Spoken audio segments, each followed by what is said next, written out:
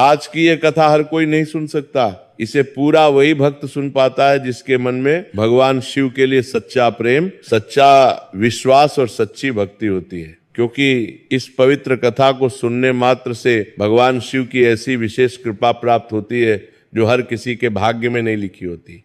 शास्त्रों में कहा गया है कि इस कथा को जो भी श्रद्धा से सुन लेता है उसकी औलाद की गरीबी दूर हो जाती है, उसके बच्चों के ऊपर मंडराते कष्ट, बाधा, संकट सब राख हो जाते हैं। औलाद की लंबी उम्र, घर परिवार की समृद्धि, जीवन में शांति और सहजता, ये सब महादेव स्वयं प्रदान करते हैं। ये कथा है एक छोटे से धूल मिट्टी से सने गांव की, जहां जीवन की रफ्तार बहुत धीमी थी और जहां आशा की किरणें अक्सर बादलों के पीछे छिपी रहती थी। वह गांव जहां सूरज की पहली किरण के साथ मुर्गों की बांग सुनाई देती थी और शाम होते ही गहरा सन्नाटा छा जाता था। गांव के कच्चे रास्तों पर धूल उड़ती रहती थी और बरसात के मौसम में कीचड़ इतना हो जाता था कि चलना दूभर हो जाता था। इसी गांव के एक कोने में, बाकी घरों से थोड़ा दूर, एक कच्चे टूटे मकान में रहती थी माँ कांता, जिनकी पूरी दुनिया उनके 2 बेटों के इर्द गिर्द घूमती थी। बड़ा बेटा था गोविंद, जिसकी आंखों में बचपन से ही जिम्मेदारी की गहरी झलक थी। उसके कंधे उम्र से पहले ही भारी हो गए थे। उसकी आंखों में एक अजीब सी परिपक्वता थी जो उसके साथियों में नहीं दिखती थी। जब वह सुबह उठता तो उसकी पहली नजर अपनी माँ के चेहरे पर जाती थी। देखता था कि रात में उन्होंने ठीक से सोया है या नहीं। छोटा था तिलक, जो अपनी माँ की तरह ही शांत स्वभाव का था और माँ का सच्चा भक्त था। तिलक में एक अलग ही गुण था, वह चीजों को गहराई से समझता था। जब सब बच्चे खेल रहे होते थे तब तिलक किसी टूटी हुई चीज को देखकर सोचता रहता था कि ये कैसे काम करती होगी। उनके घर में धन संपत्ति के नाम पर सिर्फ था एक टूटा हुआ मिट्टी का दीपक जो पीढ़ियों से चला आ रहा था, और पुराने हो चुके शिवजी की एक तस्वीर जिसके रंग उड़ चुके थे। लेकिन मां कांता के लिए यह तस्वीर किसी खजाने से कम नहीं थी। वह तस्वीर उनकी दादी सास की थी, जिन्होंने मरते समय कांता के हाथ में रखी थी और कहा था, बेटी, ये शिवजी की तस्वीर हमारे परिवार की असली संपत्ति है। चाहे कुछ भी हो जाए, इसे कभी मत छोड़ना। मां कांता की असली संपत्ति तो उनका अटूट विश्वास था। सुबह से शाम तक उनके होठों पर सिर्फ एक ही मंत्र होता था, ओम नमः शिवाय।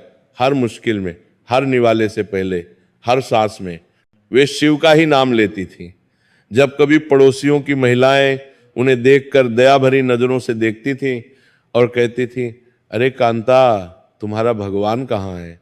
तुम्हें इतना दुख क्यों दे रहा है? तब कांता माँ बस मुस्कुरा देती थी और कहती थी, दीदी, भगवान मुझे दुख नहीं दे रहे, वे मेरी परीक्षा ले रहे हैं। सोना भी तो आग में तपकर ही कुंदन बनता है ना। उन्हें पक्का विश्वास था कि उनके भोलेनाथ उनकी परीक्षा ले रहे हैं, लेकिन अंत में वही उनकी नैया पार लगाएंगे।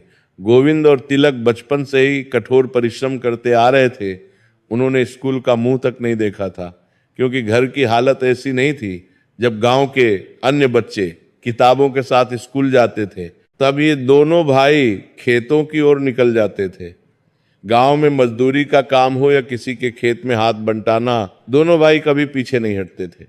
गोविंद की मजबूत भुजाएं देखकर लोग उसे भारी सामान उठाने का काम देते थे और तिलक की सूझबूझ देखकर उसे छोटे मोटे काम सौंपते थे। लेकिन कहते हैं ना, जब समय बुरा होता है तो मेहनत का फल भी कम मिलता है। कई बार तो ऐसा होता था कि दोनों भाई सुबह से शाम तक खेतों में पसीना बहाते रहते थे, पर शाम को उन्हें सिर्फ 2 मुट्ठी अनाज या कुछ सिक्के मिलते थे। जब वे थके हारे शाम को घर लौटते थे तो उनकी माँ के पास उन्हें खिलाने के लिए सिर्फ पानी और नमक ही होता था। कभी कभी तो बस उबला हुआ पानी और थोड़ा सा नमक, बस यही उनका भोजन होता था। उस समय कांता माँ की आंखों में नमी आ जाती थी।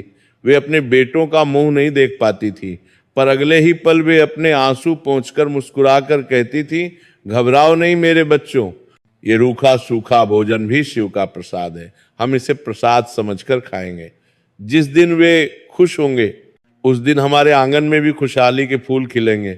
मेरे भोलेनाथ कभी अपने भक्तों को भूखा नहीं रखते, ये सब उनकी लीला है। गोविंद का मन इन बातों से और भी अधिक व्यथित हो जाता था। वह जानता था कि उसकी माँ की भक्ति सच्ची है, पर उसकी जवानी माँ को इस हाल में देखकर तड़पती थी। वह रात रात भर जागता और सोचता, कब तक ऐसे चलेगा? क्या हमारी किस्मत में सिर्फ संघर्ष ही लिखा है? क्या मैं अपनी माँ को कभी सुखी नहीं देख पाऊंगा? वह अपनी भुजाओं को देखता जिनमें अपार शक्ति थी, पर उसे लगाने के लिए गांव में कोई बड़ा अवसर नहीं था। रात के अंधेरे में वह अपनी माँ को चुपचाप रोते हुए भी देख लेता था। जब वे सोचती थी कि उनके बेटे सो गए हैं, यह दृश्य उसके दिल को चीर देता था। एक दिन गांव में एक अजीब सी हलचल हुई। दोपहर का समय था और गर्मी इतनी तेज थी कि सड़कें सुनसान थीं।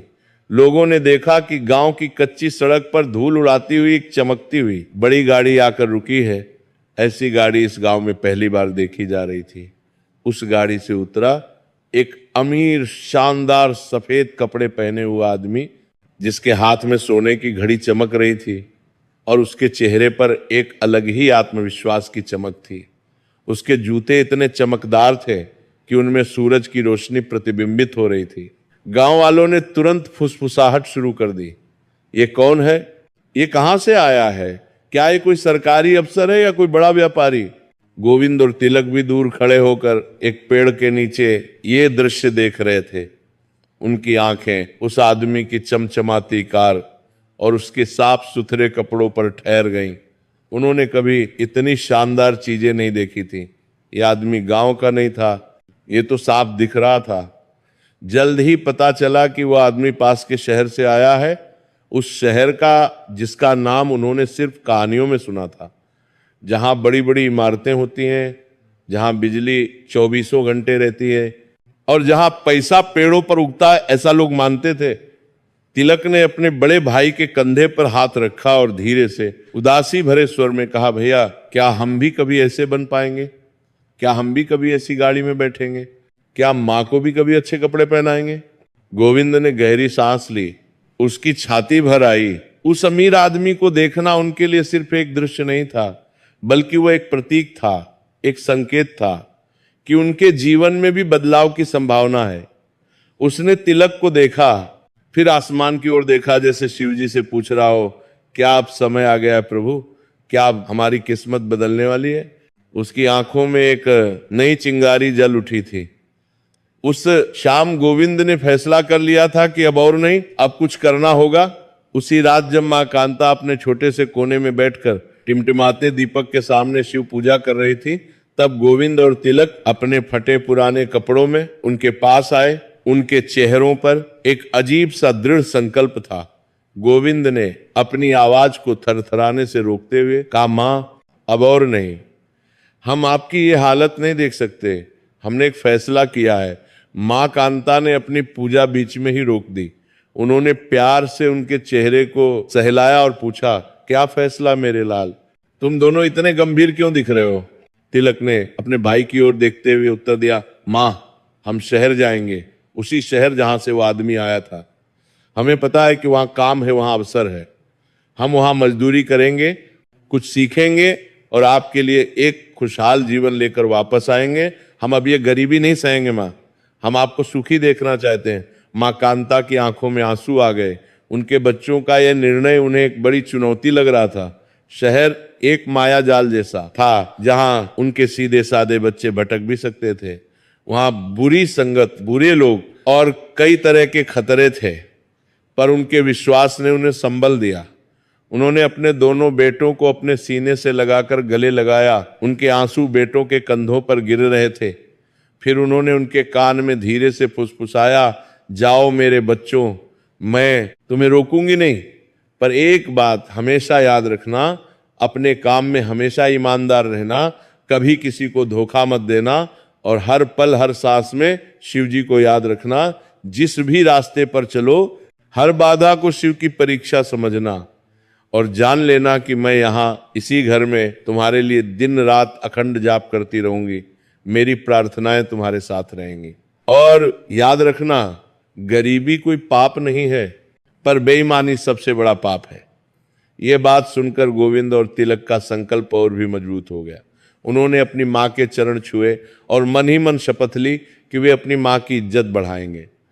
अगले दिन सुबह के पहले उजाले में, जब गांव अभी सो रहा था, उन्होंने अपनी माँ के चरण छुए। मां ने उन्हें माथे पर तिलक लगाया, उनके सिर पर हाथ रखकर शिव का आशीर्वाद मांगा। गोविंद और तिलक ने केवल 2 जोड़ी पुराने कपड़े और मां का दिया हुआ थोड़ा सा सूखा भोजन, जो सिर्फ 2-3 दिन का था, लेकर एक अज्ञात यात्रा पर निकल पड़े। उनकी पीठ पर सिर्फ एक पुरानी फटी गठरी थी, पर उनके हृदय में भोलेनाथ का नाम और सपनों का बड़ा बोझ था। जब वे गांव की सीमा पार कर रहे थे, तब उन्होंने पीछे मुड़कर देखा।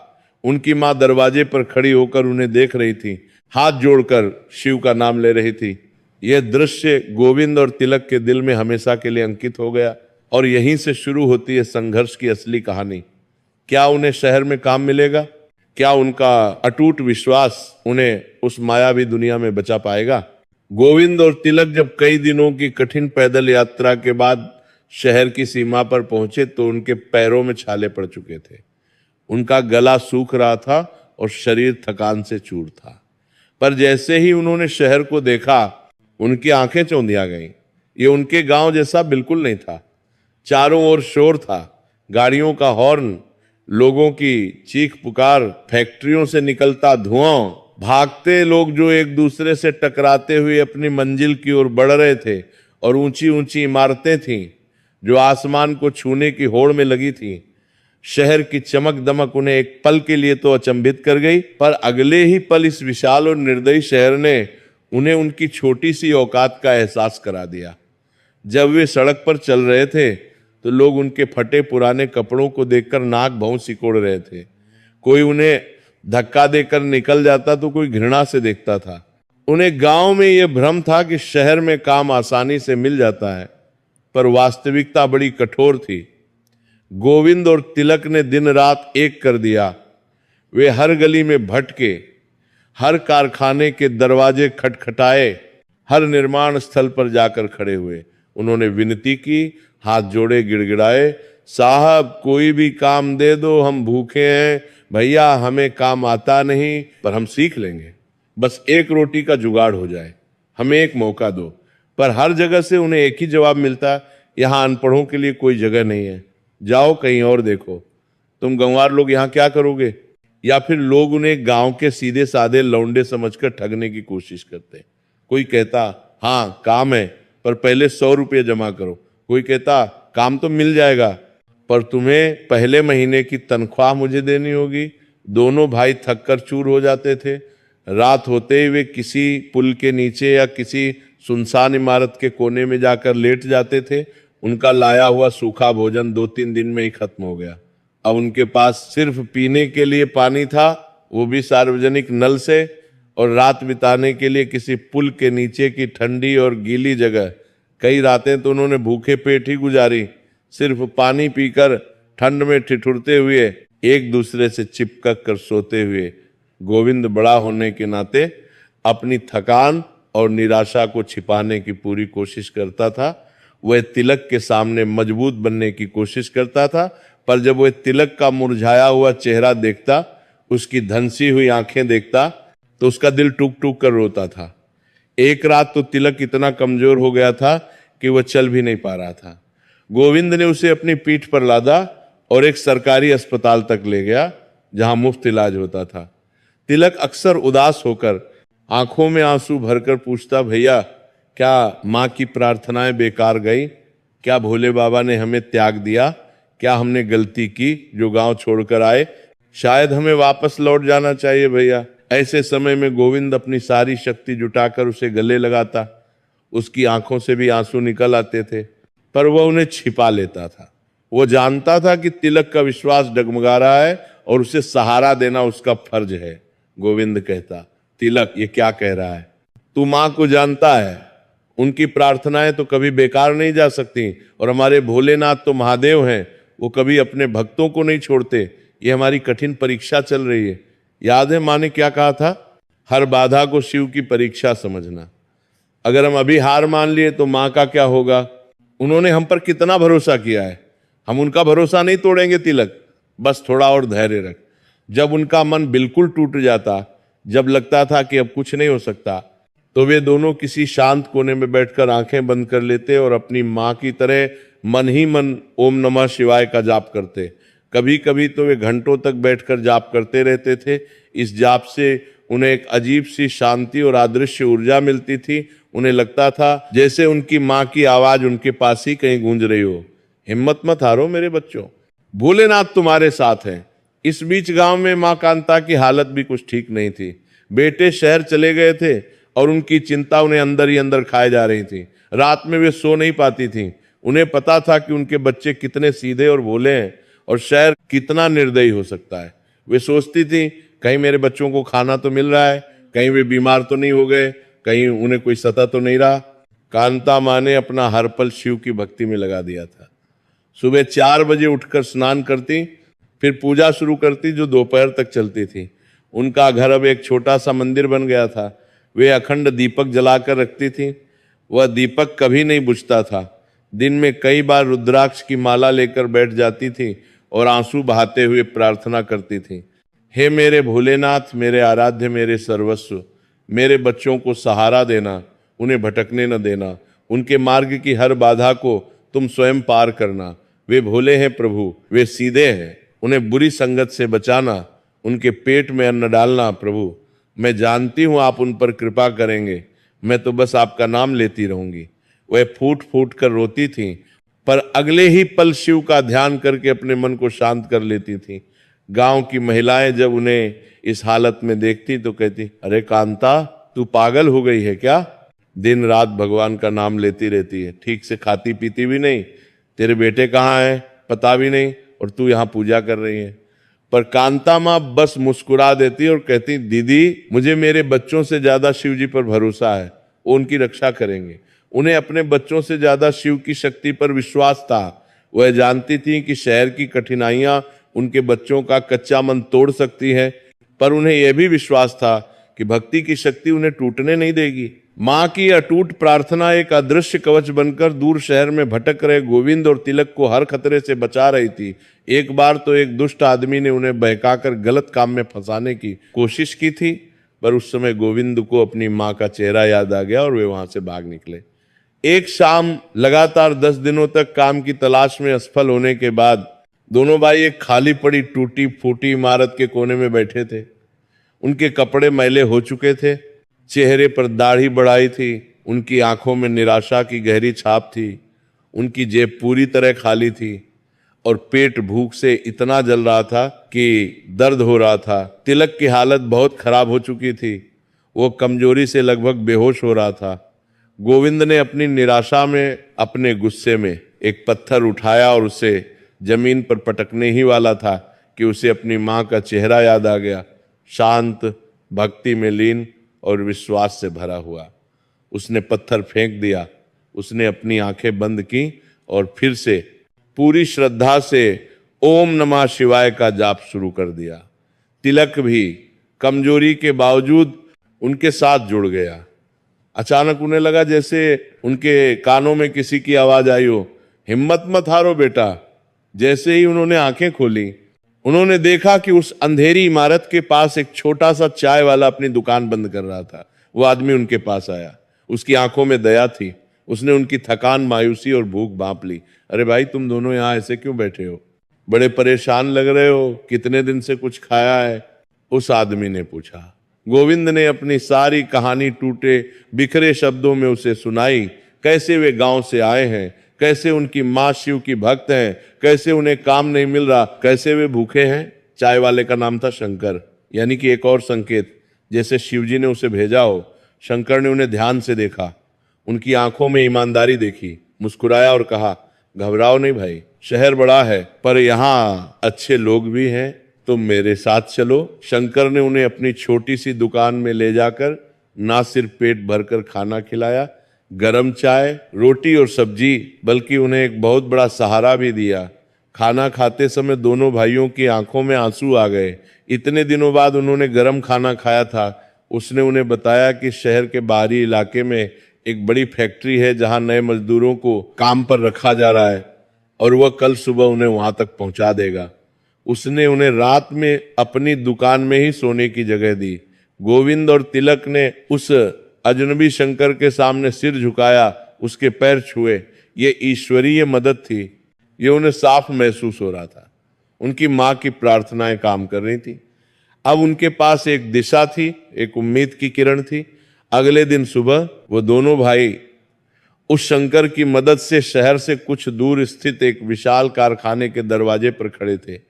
उनके शरीर में अब भी थकान थी, कपड़े फटे हुए थे, पर उनके मन में एक नया उत्साह था, एक नई उम्मीद थी।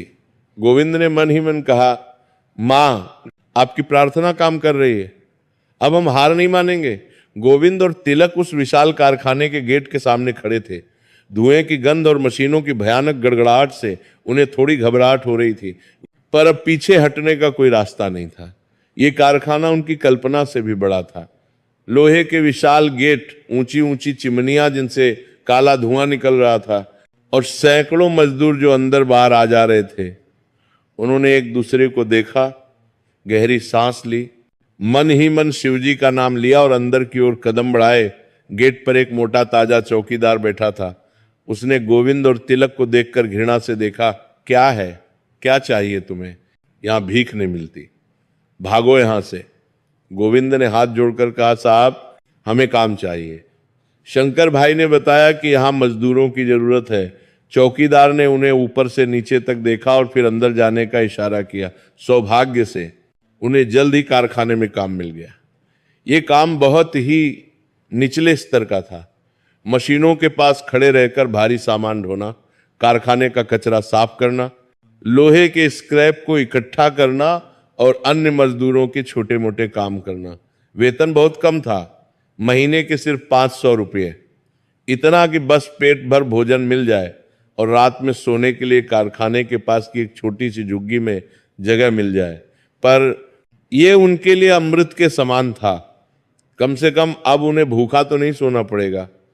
उन्होंने उस काम को शिव की कृपा मानकर पूरी श्रद्धा से स्वीकार किया। जहां अन्य मजदूर काम चोरी करते, शिकायत करते या काम से जी चुराते, वहीं गोविंद और तिलक पूरी ईमानदारी और निष्ठा से काम करते। सुबह 6 बजे से रात 8 बजे तक 14 घंटे वे बिना थके काम करते रहते थे। गोविंद अपनी अपार शारीरिक शक्ति का उपयोग करता और जो भारी सामान 4 मजदूर मिलकर उठाते थे वह अकेले ही उठा लेता था। तिलक शांत दिमाग का होने के कारण मशीनों के संचालन को बड़े ध्यान से देखता रहता था। उनके दिमाग में हमेशा अपनी मां कांता की बातें गूंजती रहती थी। ईमानदारी और निष्ठा ही तुम्हारी सबसे बड़ी संपत्ति है।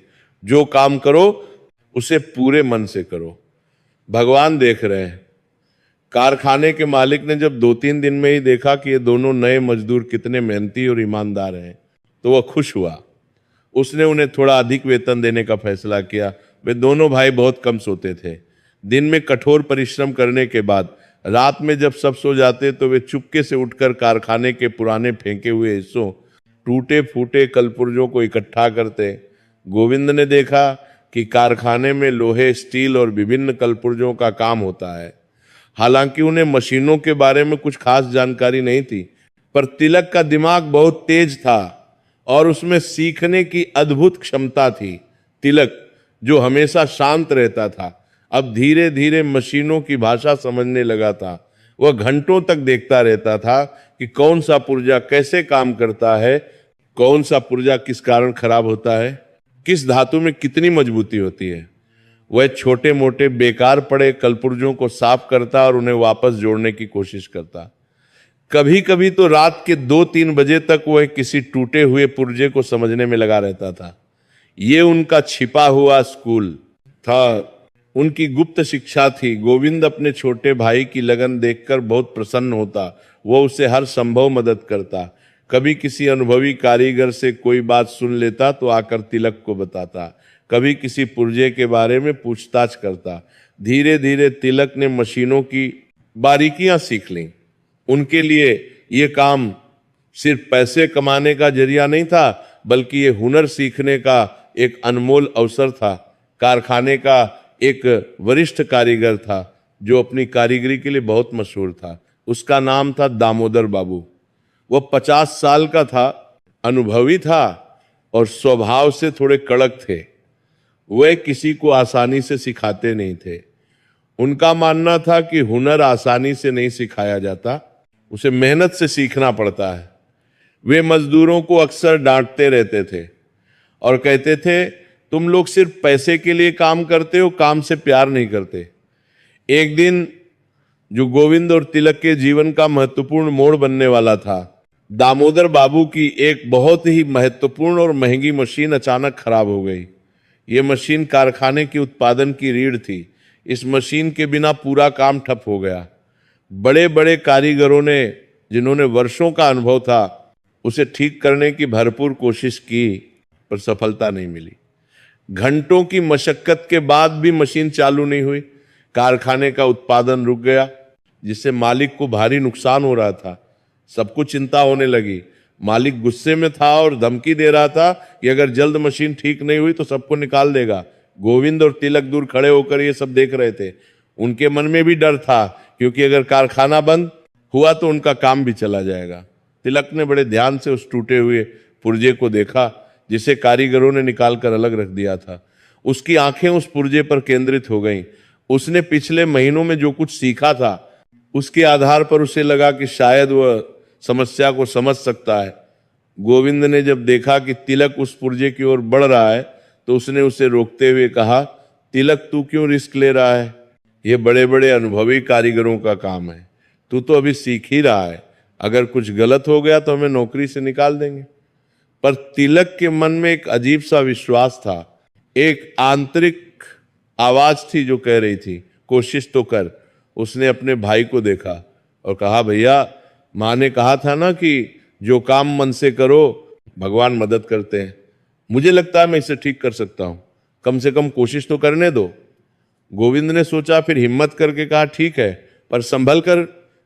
तिलक ने धीरे से दामोदर बाबू के पास जाकर हाथ जोड़कर विनम्रता से पूछा, बाबूजी, क्या मैं उस पुर्जे को एक बार देख सकता हूं? शायद मैं कुछ मदद कर सकूं। दामोदर बाबू को उस साधारण मजदूर के साहस पर पहले तो बहुत गुस्सा आया। उन्होंने तिलक को घूरकर देखा और कहा, तुम क्या जानते हो मशीनों के बारे में?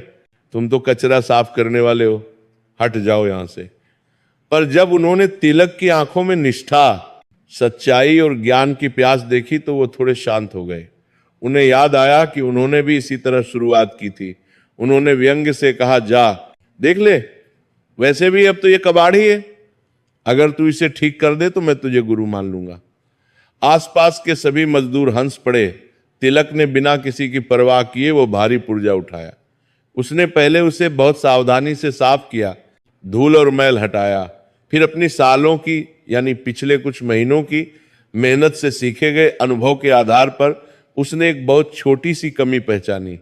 पुर्जे में एक बारीक दरार थी जिसे किसी ने नहीं देखा था, और उसके अंदर का एक छोटा स्प्रिंग टूट गया था। तिलक ने अपने औजारों से, जो उसने कबाड़ से ही बनाए थे और जिन्हें वह छिपा कर रखता था, उसे ठीक करने की कोशिश शुरू की। उसने कबाड़ से एक पुराना स्प्रिंग निकाला, उसे साफ किया और बड़ी सावधानी से उस टूटे पुर्जे में लगाया। सभी लोग उसे देख रहे थे, कुछ हंस रहे थे, कुछ उत्सुक थे। दामोदर बाबू भी हाथ में हाथ धरे खड़े थे। करीब 1 घंटे की कठिन मशक्कत के बाद, जिसमें तिलक के माथे पर पसीना आ गया था और उसके हाथ कांपने लगे थे, उसने वो पुर्जा लाकर दामोदर बाबू को दिया। दामोदर बाबू ने झुंझलाहट में, ये सोचते हुए कि ये तो बेकार ही होगा, वो पुर्जा मशीन में लगाया और उसे चालू किया। और फिर चमत्कार हुआ। जो विशाल मशीन घंटों से बंद पड़ी थी, जिसे बड़े बड़े कारीगर ठीक नहीं कर पाए थे, वो धीरे धीरे गड़गड़ाहट के साथ चालू हो गई। पहले धीमी आवाज आई, फिर पूरी मशीन चालू हो गई। कारखाने में तालियां बज उठी। मजदूर आश्चर्य से एक दूसरे को देखने लगे। दामोदर बाबू की आंखें आश्चर्य से खुली रह गईं। उन्होंने तिलक को ऊपर से नीचे तक देखा। उन्हें विश्वास नहीं हुआ कि जिस काम को उनके जैसे अनुभवी और बड़े बड़े कारीगर नहीं कर सके, वह इस भोले भाले गांव के लड़के ने, जो सिर्फ कुछ महीने पहले यहाँ आया था, कर दिखाया। उनके मन में सम्मान जाग उठा। उन्होंने पूछा, ये तुमने कैसे किया बालक? तुमने यह सब कहाँ सीखा? तिलक ने सिर झुकाकर विनम्रता से कहा, बाबूजी, मैंने कुछ खास नहीं किया। मैंने बस इसे रोज देखा है, ध्यान से देखा है, ये कैसे काम करता है। ये सब मैंने आपको और दूसरे कारीगरों को देखकर सीखा, और ये सब महादेव की कृपा है। मैंने बस अपनी माँ की शिक्षा याद रखी, काम को पूरे मन से करो, ईमानदारी से करो। उस दिन के बाद गोविंद और तिलक का मान सम्मान कारखाने में बहुत बढ़ गया। दामोदर बाबू ने उन्हें बुलाया और कहा, तिलक तुम में हुनर है, मैं तुम्हें अपना शिष्य बनाना चाहता हूं, और गोविंद तुम भी बहुत मेहनती हो, मैं तुम दोनों को सिखाऊंगा। यह गोविंद और तिलक के लिए सपने जैसा था। एक मास्टर कारीगर उन्हें सिखाने को तैयार था। उस दिन से दामोदर बाबू ने उन्हें अपना शिष्य बना लिया। उन्होंने उन्हें कठिन और नया हुनर सिखाना शुरू किया। सुबह से शाम तक काम, और शाम को दामोदर बाबू के साथ विशेष प्रशिक्षण। दोनों भाई अब केवल मजदूर नहीं थे, वे कुशल कारीगर बनने की राह पर थे। गोविंद जहां प्रबंधन और व्यवस्थापन के गुण सीख रहा था, कैसे काम को व्यवस्थित करें, कैसे लोगों को संभालें, कैसे समय का प्रबंधन करें, वहीं तिलक मशीनरी और तकनीकी ज्ञान में दिन ब दिन पारंगत होता जा रहा था। दामोदर बाबू कड़क थे, पर उनका दिल साफ था। वे कहते, देखो लड़कों, हुनर ही असली दौलत है। पैसा आता जाता रहता है, पर हुनर हमेशा साथ रहता है। और सबसे बड़ी बात, ईमानदारी। बिना ईमानदारी के हुनर भी बेकार है। उन्होंने गोविंद और तिलक में वह लगन देखी जो आजकल के युवाओं में नहीं थी। करीब 1.5 साल बीत गए। गोविंद और तिलक अब पूरी तरह से प्रशिक्षित कारीगर बन चुके थे। उनकी तनख्वाह भी बढ़ गई थी। वे अब हर महीने अपनी माँ को पैसे भेजने लगे थे। जब पहली बार उन्होंने 500 रुपये गांव भेजे तो माँ कांता की खुशी का ठिकाना नहीं रहा। उन्होंने उन पैसों को शिवजी के चरणों में रखा और रो पड़ी। देखा भोलेनाथ, मेरे बच्चे सफल हो रहे हैं, आपकी कृपा हो रही है।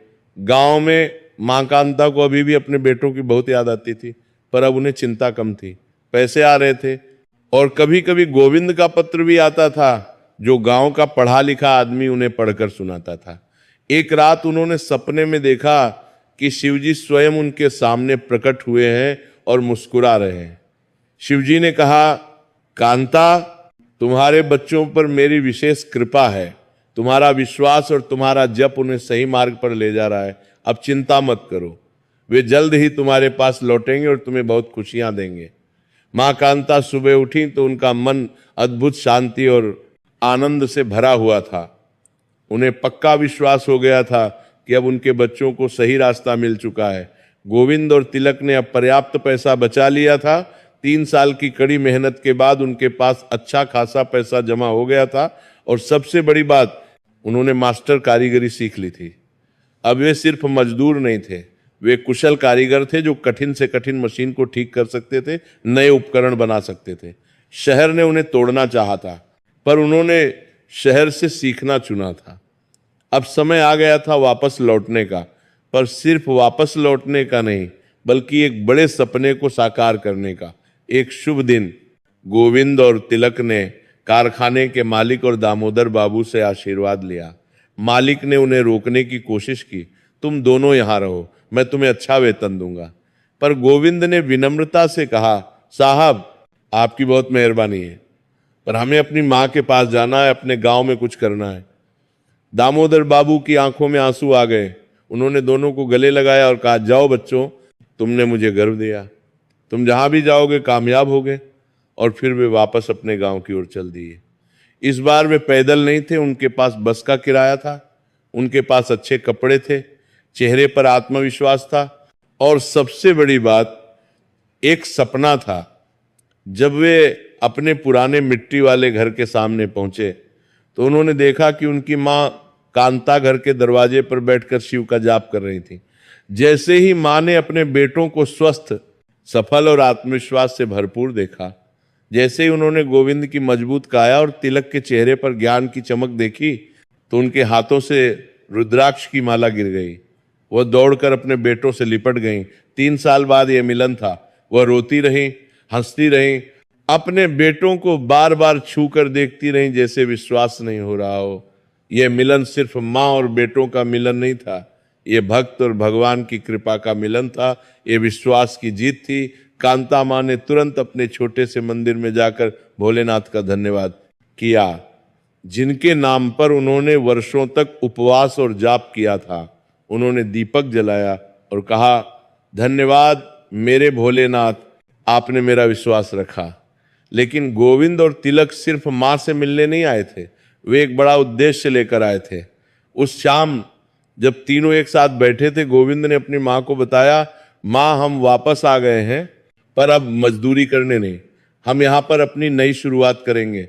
हम शहर में जो हुनर सीख कर आए हैं उससे अपने गांव की तस्वीर बदलेंगे, हम अपना काम शुरू करेंगे। माँ कांता ने पूछा, कैसा काम बेटा? तिलक ने उत्साह से कहा, माँ हम यहाँ एक कार्यशाला बनाएंगे, हम किसानों के लिए उपकरण बनाएंगे, गांव के लोगों की मदद करेंगे। हमने बहुत कुछ सीखा है माँ कांता की आंखों में गर्व के आंसू थे।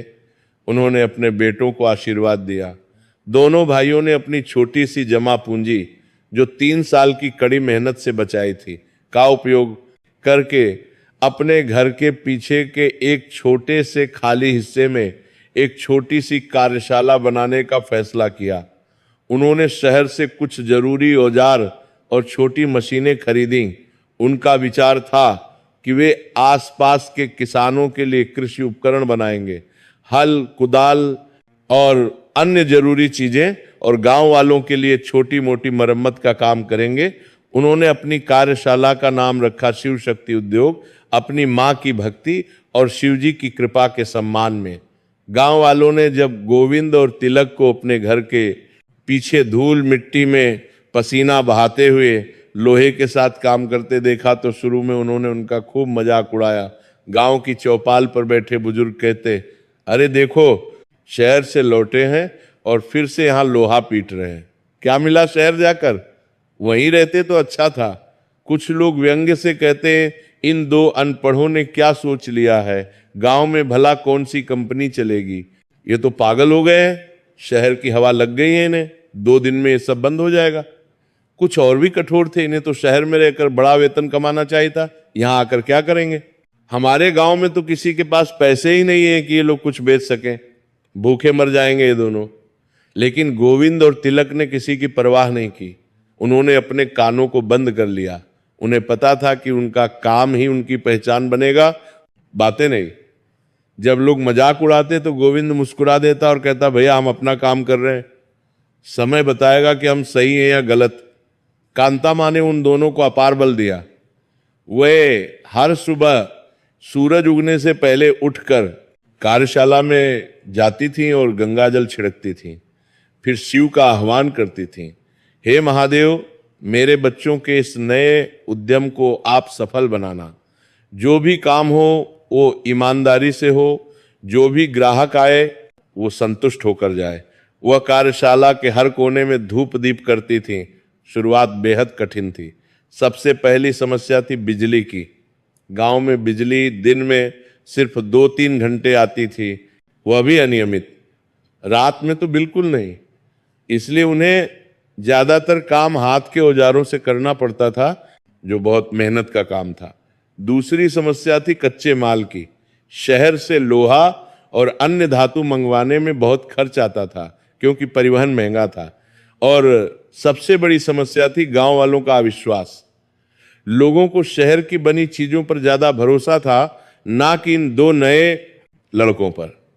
जब भी कोई किसान कुछ खरीदने आता तो पहले पूछता, ये तुमने खुद बनाया है, ये टिकेगा, कहीं 3 दिन में टूट तो नहीं जाएगा। पहले 2 महीने तो ऐसे बीते कि एक भी ग्राहक नहीं आया। गोविंद और तिलक रोज कार्यशाला में बैठे रहते, औजार बनाते रहते, पर कोई खरीदार नहीं आता था। उनकी जमा पूंजी धीरे धीरे खत्म होती जा रही थी। कई रातें तो वे चिंता में सो नहीं पाते थे। एक दिन जब उनकी हिम्मत लगभग टूटने वाली थी, एक बड़ा किसान रामदीन उनकी कार्यशाला में आया।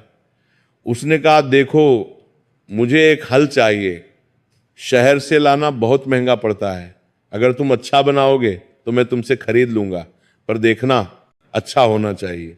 ये गोविंद और तिलक के लिए पहला बड़ा अवसर था। उन्होंने दिन रात मेहनत करके अपने पूरे ज्ञान का उपयोग करके एक उत्कृष्ट हल बनाया। उन्होंने अच्छे लोहे का इस्तेमाल किया, मजबूत जोड़ लगाए। तिलक ने हर पुर्जे को बड़ी सावधानी से बनाया, गोविंद ने उसे पॉलिश किया और चमकदार बनाया। जब वे हल रामदीन को देने गए तो उसने देखकर कहा, अच्छा तो लग रहा है, देखते हैं काम में कैसा रहता है। रामदीन ने कुछ दिन उसने दूरदार फरफरे थे हल का इस्तेमाल किया। पहले तो सब ठीक चल रहा था। गोविंद और तिलक को लग रहा था कि अब उनका काम चल पड़ेगा, पर एक सप्ताह बाद वो हल टूट गया। असल में हुआ यह था कि रामदीन ने हल को बहुत ही पथरीली और कठोर जमीन पर चलाया था, और वह भी बहुत तेज गति से। किसी भी हल के लिए यह बहुत कठिन था, पर हल टूट गया। रामदीन गुस्से में लाल पीला होकर कार्यशाला में आया। उसने जोर से चिल्लाते हुए कहा, तुम दोनों ने मेरा समय और पैसा बर्बाद कर दिया। मैंने तुम पर भरोसा किया और तुमने क्या दिया? 1 हफ्ते में ही टूट गया। तुम्हारी यह शिव शक्ति किसी काम की नहीं है। मैं सबको बता दूंगा कि तुम ठग हो। आसपास के लोग इकट्ठे हो गए, सब देखने लगे। गोविंद और तिलक पर यह आरोप एक बड़े वज्रपात जैसा था। उनकी पहली ही कोशिश में असफलता, उनका दिल बुरी तरह टूट गया। रात को दोनों भाई कार्यशाला में बैठकर अंधेरे में सोचते रहे। तिलक ने बहुत उदास होकर कहा, भैया, शायद गांव में काम शुरू करने का हमारा फैसला गलत था। शायद हमें शहर में ही रहना चाहिए था। अब तो सब लोग हमें ठग कहेंगे। गोविंद ने गहरी सांस ली। उसका मन भी टूट रहा था, पर वह जानता था कि अगर वो हार मान लिया तो तिलक भी टूट जाएगा। अब विश्वास दिखाने का समय था। उसने अपने छोटे भाई के कंधे पर हाथ रखा और कहा, तिलक, माँ ने क्या कहा था? हर बाधा को शिव की परीक्षा समझो। ये हमारी परीक्षा है, हम हारेंगे नहीं। कल सुबह हम रामदीन काका के पास जाएंगे और ये सब ठीक करेंगे। अगले दिन सुबह गोविंद उस किसान के पास गया। उसने बड़ी विनम्रता से, बिना किसी बहस के पूछा कि हल कहाँ और कैसे टूटा है। रामदीन ने गुस्से में बताया। गोविंद ने ध्यान से टूटे हल को देखा। उसने पाया कि हल उनकी कारीगरी के कारण नहीं, बल्कि किसान द्वारा बहुत कठोर जमीन पर और गलत तरीके से उपयोग करने के कारण टूटा था। इसके बावजूद गोविंद ने रामदीन से कोई बहस नहीं की, कोई बहाना नहीं बनाया। उसने हाथ जोड़कर कहा, काका, मैं मानता हूं कि हमारी चीज में कमी रही होगी। हम नए हैं, सीख रहे हैं। आप ये हल हमें वापस दे दीजिए। मैं इसे बिना कोई पैसा लिए आपके लिए नया बना दूंगा, और इस बार ये पहले से भी मजबूत होगा। मैं आपको ये वादा करता हूं काका, और अगर ये फिर से टूटा तो आपके सारे पैसे वापस कर दूंगा। ये बात सुनकर रामदीन चौंक गया। उसके गुस्से में कमी आई। उसने अपनी लंबी जिंदगी में पहली बार किसी कारीगर या व्यापारी में इतनी ईमानदारी देखी थी। आमतौर पर तो लोग बहाने बनाते हैं, झगड़ा करते हैं, पर यह लड़का बिना बहस किए नया हल बनाने को तैयार था, वो भी मुफ्त में। उसने सोचा, शायद ये लड़के सच्चे हैं। गोविंद और तिलक ने रातों रात बिना सोए कठोर मेहनत करके एक नया हल बनाया। इस बार उन्होंने और भी बेहतर और मजबूत धातु का इस्तेमाल किया। तिलक ने हल को दोहरी मजबूती दी। उन्होंने हल के हर जोड़ को वेल्डिंग से मजबूत बनाया। 3 दिन की मेहनत के बाद एक ऐसा हल तैयार हुआ जो किसी भी जमीन पर काम कर सके। उन्होंने वो हल रामदीन को दिया और उससे विनती की, काका, इसे सही तरीके से इस्तेमाल करें, बहुत पथरीली जमीन पर धीरे चलाएं, यह हल आपको कभी निराश नहीं करेगा। रामदीन ने हल लिया और गांव के लोगों को भी बुलाया ताकि सब देखें। इस घटना ने गांव में तहलका मचा दिया। रामदीन ने नए हल को अपने खेत में आजमाया। इस बार हल ने शानदार काम किया। महीनों तक लगातार इस्तेमाल के बाद भी वह हल बिल्कुल मजबूत रहा। रामदीन पूरे गांव में गोविंद और तिलक की तारीफ करने लगा। वह चौपाल पर बैठकर कहता, देखो भाइयों, मैंने इन दोनों लड़कों को गलत समझा था। पहले हल की गलती मेरी थी, मैंने गलत तरीके से इस्तेमाल किया, पर इन लड़कों ने बिना बहस किए मुझे नया हल दिया। ऐसी ईमानदारी आजकल कहाँ मिलती है। अब से मैं सिर्फ शिव शक्ति उद्योग से ही सामान लूंगा। ये घटना पूरे गांव में और आसपास के कस्बों में फैल गई। लोगों को पहली बार लगा कि ये दोनों भाई सिर्फ व्यापार नहीं कर रहे, बल्कि सेवा भी कर रहे हैं। लोगों के मन में विश्वास जागा। धीरे धीरे उनके पास ग्राहक आने लगे। पहले 1, फिर 2, फिर 5। उनके बनाए उपकरण शहर के उपकरणों से भी अच्छे साबित होने लगे। क्यों? क्योंकि गोविंद और तिलक हर उपकरण में छोटी छोटी कमियां दूर करते थे। वे गांव के हर किसान से पूछते थे, काका, आपको क्या परेशानी होती है? आपकी जमीन कैसी है? फिर उसी के हिसाब से उपकरण बनाते थे। यह कस्टमाइजेशन शहर की दुकानों में नहीं मिलता था। शिव शक्ति उद्योग अब एक नाम बन चुका था। उनकी कार्यशाला में अब हर दिन ग्राहक आने लगे थे। गोविंद और तिलक की कमाई बढ़ने लगी, पर सफलता का रास्ता कभी आसान नहीं होता। जब उन्हें थोड़ी सफलता मिली तो गांव के कुछ अमीर और ईर्ष्यालु लोग उनसे जलने लगे। गांव का सबसे अमीर आदमी था धर्मपाल। वह अपनी दौलत और रुतबे के घमंड में चूर रहता था। उसकी अपनी पुरानी दुकान थी जहां वह शहर से लाकर महंगे और कई बार घटिया उपकरण बेचता था। वह किसानों से मनमाना दाम वसूलता था, क्योंकि गांव में और कोई विकल्प नहीं था, इसलिए लोग मजबूरी में उससे ही खरीदते थे। लेकिन अब गोविंद और तिलक की वजह से धर्मपाल का व्यापार चौपट हो रहा था। लोग अब उसकी महंगी दुकान से सामान नहीं खरीद रहे थे, वे सीधे शिवशक्ति उद्योग जा रहे थे, जहां कम दाम में बेहतर क्वालिटी मिल रही थी। धर्मपाल के अहंकार को बड़ी ठेस लगी। वो सोचता था, ये दो गरीब के लड़के मेरे व्यापार में बाधा डाल रहे हैं, मैं इन्हें सबक सिखाऊंगा। धर्मपाल ने गोविंद और तिलक को बर्बाद करने की ठान ली। उसने सोचा कि अगर इन दोनों को कच्चा माल ही नहीं मिलेगा तो ये काम कैसे करेंगे। सबसे पहले उसने गांव के उन व्यापारियों से संपर्क किया जो गोविंद और तिलक को लोहा और अन्य कच्चा माल सप्लाई करते थे। धर्मपाल ने उन्हें मोटी रकम देकर कहा, देखो, अगर तुमने उन दोनों को माल दिया तो तुम्हारा भी नुकसान होगा। मैं तुम्हें अच्छे पैसे देता हूं, बस उन्हें माल मत दो। लालच में आकर उन सप्लायरों ने हाँ कर दी। एक दिन जब गोविंद और तिलक सुबह काम पर गए तो उन्हें पता चला कि उनका सारा कच्चा माल खत्म हो चुका है, और जब वे नया माल मंगवाने गए तो कोई भी उन्हें माल देने को तैयार नहीं था। हर भी मन नहीं था, माल पर परिवाद देने को तैयार नहीं था। व्यापारी अलग अलग बहाने बना रहा था, माल नहीं है, दाम बढ़ गए हैं, अभी नहीं दे सकते। गोविंद ने चिंता में तिलक से कहा, तिलक, ये क्या हो रहा है? सारे रास्ते अचानक कैसे बंद हो गए? कल तक तो सब ठीक था। तिलक, जो शांत दिमाग का था, ने सोचकर उत्तर दिया, भैया, ये कोई संयोग नहीं, ये किसी की साजिश है, और मुझे लगता है ये धर्मपाल का काम है। गोविंद को भी ये बात समझ आ गई। उसने धैर्य रखते हुए धर्मपाल के पास जाकर विनम्रता से बात करने की कोशिश की। उसने कहा, धर्मपाल जी, अगर हमसे कोई गलती हुई है तो माफ कर दीजिए। हम तो बस अपना काम कर रहे हैं, आप भी करिए, हम भी करेंगे, दोनों के लिए जगह है। पर धर्मपाल ने घमंड से उन्हें अपमानित किया। उसने कहा, जाओ, अपनी उस टूटी फूटी कार्यशाला को बंद करो और वापस शहर में जाकर मजदूरी करो। ये व्यापार तुम गरीबों के बस का नहीं है। मैं इस गांव का सबसे बड़ा व्यापारी हूं, तुम मेरा मुकाबला नहीं कर सकते। गोविंद को बहुत गुस्सा आया। उसकी मुट्ठियां भिंचवान को मिलाना गई। वह धर्मपाल को मारने को हुआ, पर तभी उसे अपनी मां की बात याद आई, बेटा, गुस्सा विनाश का पहला कदम है, हमेशा शांति रखो। उसने गहरी सांस ली और वहां से चला आया। जब दोनों भाई निराश होकर घर लौटे तो कांता मां ने उन्हें देखा। वो तुरंत समझ गई कि उन्हें किसी दैवीय परीक्षा का सामना करना पड़ रहा है।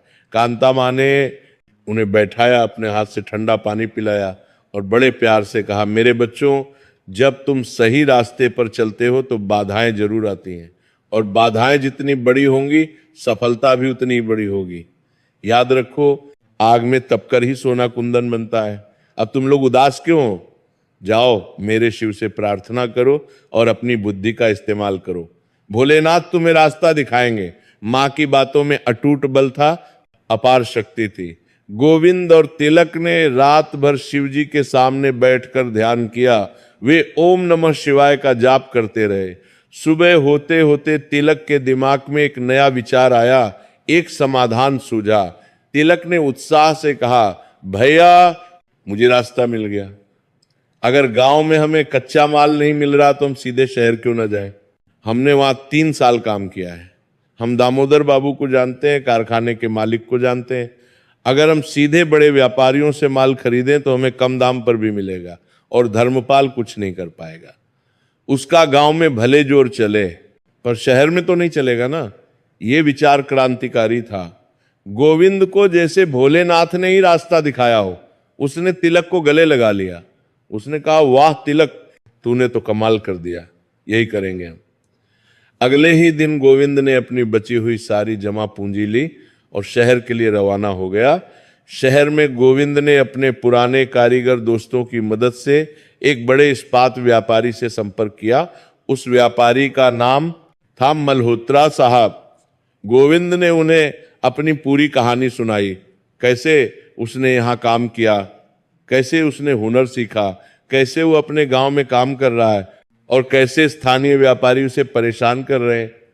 गोविंद की ईमानदारी, उसके काम के प्रति समर्पण और उसकी समझ से मल्होत्रा साहब बहुत प्रभावित हुए। मल्होत्रा साहब ने कहा, बेटा मुझे तुम्हारी ईमानदारी पसंद आई। मैं तुम्हें सिर्फ उचित मूल्य पर कच्चा माल नहीं दूंगा, बल्कि तुम्हें उधार पर भी माल दे सकता हूं। जब बिक जाए तब पैसे दे देना। मैं देख रहा हूं कि तुम में आगे बढ़ने की सच्ची लगन है। ये गोविंद के लिए एक बहुत बड़ी मदद थी। उसने भावुक होकर मल्होत्रा साहब के पैर छुए। गोविंद एक छोटे ट्रक में भरकर कच्चा माल लेकर गांव लौटा। जब धर्मपाल ने यह देखा तो वह हक्का बक्का रह गया। उसकी चाल उसी पर उल्टी पड़ गई थी। अब गोविंद और तिलक सीधे शहर से माल ला रहे थे, जिससे उनकी लागत बहुत कम हो गई। अब वे अपने उत्पादों को पहले से भी सस्ते दामों पर बेच पा रहे थे। शिव शक्ति उद्योग अब रुकने वाला नहीं था। आने वाले महीनों में गोविंद और तिलक ने दिन रात काम किया। उन्होंने न सिर्फ किसानों के लिए बेहतर उपकरण बनाए, बल्कि गांव के युवा बेरोजगारों को भी अपने साथ काम पर लगाना शुरू कर दिया। वे उन्हें हुनर सिखाते और बेहतर वेतन देते। पहले उन्होंने 2 युवकों को काम पर रखा, फिर 5, फिर 10। वे हर युवक को वैसे ही सिखाते जैसे दामोदर बाबू ने उन्हें सिखाया था। वे कहते, देखो भाई, हुनर ही असली दौलत है, इसे सीखो और ईमानदारी से काम करो। देखते ही देखते उनकी छोटी सी कार्यशाला एक मध्यम आकार की कंपनी में बदल गई। अब गांव में एक नई चर्चा शुरू हो गई थी। गोविंद और तिलक सिर्फ अपने लिए नहीं, पूरे गांव के लिए काम कर रहे हैं। देखो कितने युवकों को रोजगार दिया है। उनकी मां की भक्ति देखो। शिवजी ने उनका हाथ पकड़ लिया है। गोविंद और तिलक ने अपनी कमाई से सबसे पहले अपने कच्चे घर को पक्का बनवाया।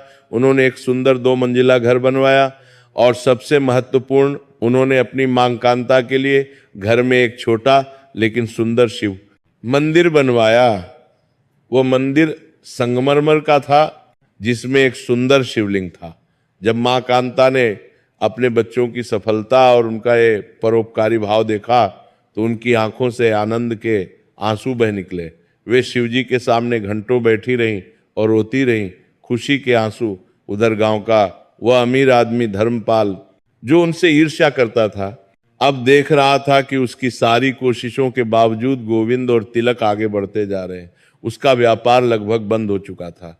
धर्मपाल की अमीरी अब सिर्फ ईर्ष्या और पछतावे में सिमट कर रह गई थी, जबकि गोविंद और तिलक की ईमानदारी ने उन्हें जनता का अपार में सम्मान दिला दिया था। शिव शक्ति उद्योग अब सिर्फ एक कार्यशाला नहीं थी, बल्कि उम्मीद की किरण बन चुकी थी, खासकर गरीब युवाओं के लिए। एक दिन कुछ बड़ा होने वाला था। जिले के कृषि विभाग का एक अधिकारी, जिसका नाम था वर्मा साहब, गांव में आया। उन्होंने शिव शक्ति उद्योग के बारे में सुना था। उन्होंने कार्यशाला का दौरा किया, गोविंद और तिलक से बात की, उनके उत्पादों को देखा। वर्मा साहब बहुत प्रभावित हुए। उन्होंने कहा, गोविंद जी, तिलक जी, आपका काम बहुत अच्छा है। आप सिर्फ व्यापार नहीं कर रहे, समाज सेवा भी कर रहे हैं। मैं चाहता हूं कि सरकार आपकी मदद करे। हम आपको एक बड़ा सरकारी ऑर्डर देना चाहते हैं। वर्मा साहब ने आगे कहा, देखिए गोविंद जी, आपका ये कम ऊर्जा वाला कृषि उपकरण जो तिलक जी ने बनाया है, ये बहुत क्रांतिकारी है। हमारे पूरे जिले में बिजली की समस्या है, किसान परेशान है। अगर आप ये उपकरण बड़ी मात्रा में बना सकें तो सरकार इसे सब्सिडी पर किसानों को बांटना चाहती है। हम आपको 5000 उपकरणों का ऑर्डर देना चाहते हैं। ये सुनकर गोविंद और तिलक दोनों स्तब्ध रह गए। 5000 उपकरण, ये उनकी कल्पना से भी बहुत बड़ा था। अब तक तो वे महीने में सिर्फ 50-60 उपकरण बनाते थे। गोविंद ने पूछा, साहब ये तो बहुत बड़ा ऑर्डर है, पर हमारे पास इतनी बड़ी मशीनें नहीं हैं, ना ही इतने कारीगर हैं। वर्मा साहब ने मुस्कुराते हुए कहा, इसीलिए तो मैं आपसे कह रहा हूं, सरकार आपको सब्सिडी देगी, बैंक से लोन मिलने में मदद करेगी। आप अपनी कार्यशाला को बड़ी फैक्ट्री में बदल सकते हैं, पर शर्त यह है कि उत्पादन 6 महीने में शुरू हो जाना चाहिए और 1 साल में पूरा ऑर्डर डिलीवर करना होगा। गोविंद और तिलक ने एक दूसरे को देखा। ये उनके कार्यशाला के दौरान को लिए जीवन का सबसे बड़ा अवसर था। ये सिर्फ बड़ा व्यापार नहीं था, बल्कि ये पूरे क्षेत्र की सेवा करने का मौका था। तिलक ने कहा, साहब हम ये काम करेंगे, भगवान की कृपा से हम पूरा करेंगे। वर्मा साहब प्रसन्न हुए और उन्होंने आवश्यक कागजात देकर कहा, बहुत अच्छे, मैं आपकी मदद करूंगा। पर यह काम करना कहने से कहीं ज्यादा कठिन था। गोविंद और तिलक को बहुत बड़ी मात्रा में उत्पादन करना था, जिसके लिए उन्हें बड़ी बड़ी मशीनें लगानी थी, फैक्ट्री का विस्तार करना था और ज्यादा मजदूर रखने थे। सबसे बड़ी समस्या थी पैसे की।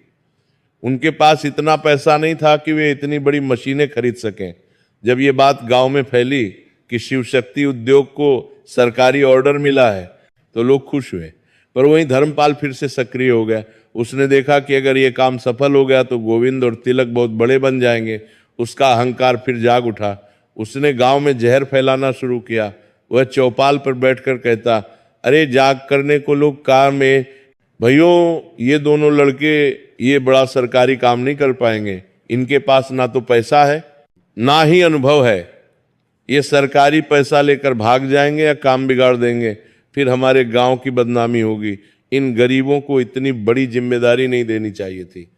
कुछ लोग उसकी बातों में आ भी गए, पर ज्यादातर लोग अब गोविंद और तिलक को अच्छी तरह पुरता के जान चुके थे। वे जानते थे कि ये दोनों ईमानदार हैं। एक बुजुर्ग ने धर्मपाल को टोका, धर्मपाल तुम तो बस इन लड़कों से जलते रहते हो। जब ये गरीब थे तब तुमने मदद नहीं की। अब जब ये आगे बढ़ रहे हैं तो तुम्हें तकलीफ हो रही है। गोविंद और तिलक ने अपनी माँ को सारी बात बताई। वे चिंतित थे। माँ, हमारे पास इतने पैसे नहीं है कि हम बड़ी मशीनें खरीद सके। अगर हम ये काम नहीं कर पाए तो हमारी बदनामी होगी। कांता माँ ने फिर से अपने बच्चों को हिम्मत दी। वे मुस्कुरा कर बोली, मेरे बच्चों, जब शिवजी ने बड़ा काम दिया है तो रास्ता भी वही दिखाएंगे। तुम परेशान मत हो। तुम जाओ और जिले के सबसे बड़े बैंक में जाओ। बैंक के मैनेजर को अपनी सच्चाई, अपनी ईमानदारी दिखाओ।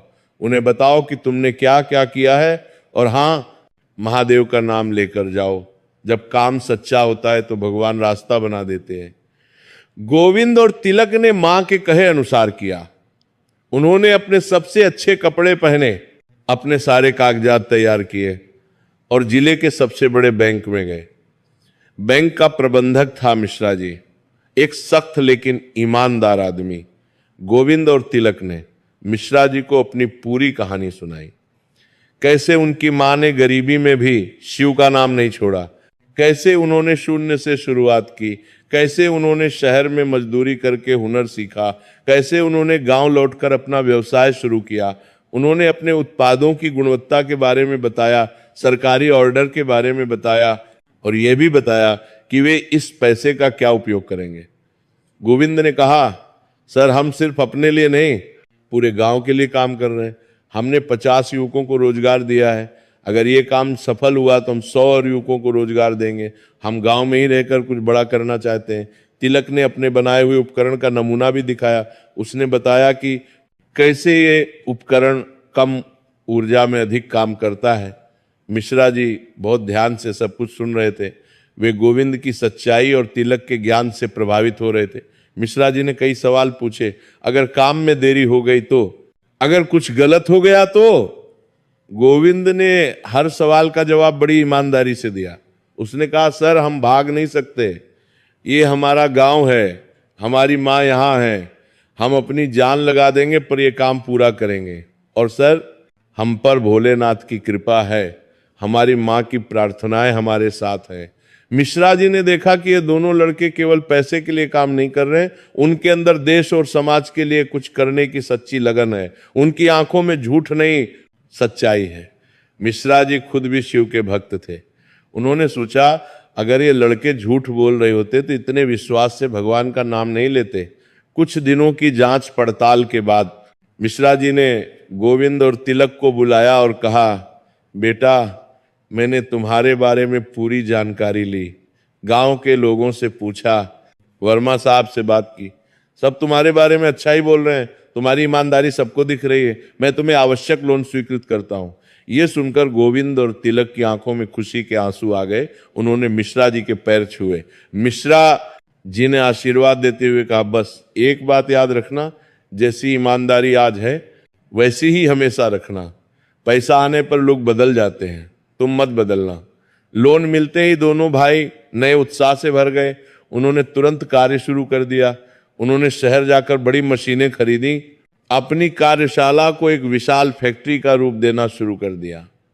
उन्होंने गांव के हर बेरोजगार युवक को काम दिया, उन्हें बेहतर प्रशिक्षण दिया और अच्छा वेतन दिया। उन्होंने 3 महिलाओं को भी काम पर रखा, जो एक क्रांतिकारी कदम था, क्योंकि उस समय गांवों में महिलाएं फैक्ट्रियों में काम नहीं करती थीं। गोविंद ने कहा, अगर हमारी मां ने हमें यहाँ कामतीकार तक पहुंचाया है तो महिलाओं की शक्ति से हम वाकिफ हैं, वे भी काम करेंगी। देखते ही देखते 6 महीनों में शिव शक्ति उद्योग एक छोटी कंपनी से बदलकर क्षेत्र की सबसे तेजी से उभरती हुई कंपनी बन गई। गोविंद का प्रबंधन कौशल और तिलक का तकनीकी ज्ञान मिलकर कमाल कर रहे थे। उन्होंने समय पर उत्पादन शुरू कर दिया और धीरे धीरे सरकारी ऑर्डर पूरा करने लगे। उधर धर्मपाल अब पूरी तरह से परास्त हो चुका था। उसकी दुकान लगभग बंद हो चुकी थी, कोई उससे सामान नहीं खरीद रहा था, जबकि गोविंद और तिलक दिन ब दिन आगे बढ़ते जा रहे थे। एक दिन धर्मपाल बीमार पड़ गया, उसे तेज बुखार आ गया और वो चल नहीं पा रहा था। उसके परिवार वालों ने पूरे गांव में मदद मांगी, पर धर्मपाल ने अपनी अमीरी के दिनों में जिन लोगों को अपमानित किया था, अब वे लोग उससे दूर थे। किसी ने मदद नहीं की। जब गोविंद को ये पता चला तो उसने तुरंत कहा, तिलक चल, हमें धर्मपाल काका को अस्पताल ले जाना है। तिलक ने पूछा, पर भैया उन्होंने तो हमें बहुत परेशान किया था। गोविंद ने मुस्कुराते हुए कहा, हाँ, पर माँ ने क्या सिखाया, बुराई का बदला बुराई से नहीं भलाई से देना चाहिए। वे बड़े हैं, हमारे गांव के हैं, उनकी मदद करना हमारा फर्ज है। गोविंद और तिलक अपनी गाड़ी लेकर धर्मपाल के घर पहुंचे। उन्होंने धर्मपाल को उठाया और शहर के अच्छे अस्पताल में ले गए। उन्होंने सारा इलाज का खर्च भी दिया। जब धर्मपाल को होश आया और उसे पता चला कि गोविंद और तिलक ने उसकी जान बचाई है, तो उसकी आंखों में आंसू आ गए। धर्मपाल ने कांपते हाथों से गोविंद का हाथ पकड़ा और रोते हुए कहा, बेटा, मैंने तुम्हारे साथ बहुत बुरा किया। मैं तुम्हें बर्बाद करने की कोशिश करता रहा, पर तुमने मेरी जान बचाई, मुझे माफ कर दो।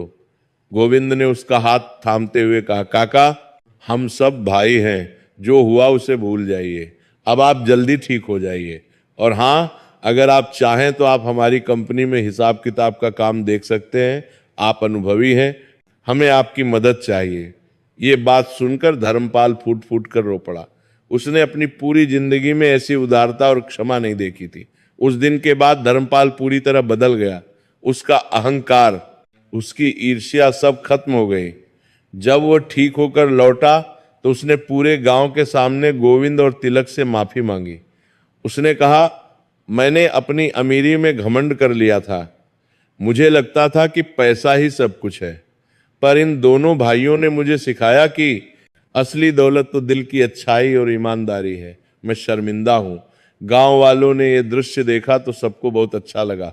एक बुजुर्ग ने कहा, यही तो असली धर्म है, यही तो मनुष्यता है। गोविंद और तिलक सच में महान है। धर्मपाल ने समयवाद और की, धर्मपाल ने कर्मान का। सचमुच शिव शक्ति उद्योग में काम करना शुरू कर दिया। उसका अनुभव कंपनी के लिए बहुत फायदेमंद साबित हुआ। अब गांव में शांति और भाईचारा था। अगले 1 साल में गोविंद और तिलक ने पूरा सरकारी ऑर्डर समय पर और बेहतरीन गुणवत्ता के साथ पूरा कर दिया। सरकार बहुत खुश हुई। वर्मा साहब ने आकर उन्हें बधाई दी और कहा, आप दोनों ने कमाल कर दिया, अब हम आपको और बड़े ऑर्डर देंगे। शिव शक्ति उद्योग का नाम अब पूरे जिले में फैल गया था। उनके उत्पाद की गुणवत्ता के चर्चे थे। अब दूसरे जिलों से भी ऑर्डर आने लगे। गोविंद और तिलक ने अपनी सफलता का एक भी पल अपना श्रेय नहीं लिया। वे हमेशा कहते, यह सब हमारी माँ की भक्ति और भोलेनाथ की कृपा है। अब समय आ गया था जब गोविंद और तिलक ने अपनी कमाई से गांव की भलाई के काम शुरू किए। उन्होंने सबसे पहले गांव की कच्ची सड़कों को अपनी लागत पर पक्का करवाया। जिस सड़क पर कभी धूल उड़ती थी, अब वहां टार की सड़क बन गई। उन्होंने गांव में एक छोटा लेकिन अच्छा अस्पताल खुलवाया जिसमें एक डॉक्टर और 2 नर्सें थीं। अब गांव वालों को बीमारी में शहर नहीं जाना पड़ता था। उन्होंने गांव में एक अच्छा स्कूल भी खुलवाया ताकि गांव के बच्चे अच्छी शिक्षा प्राप्त कर सके।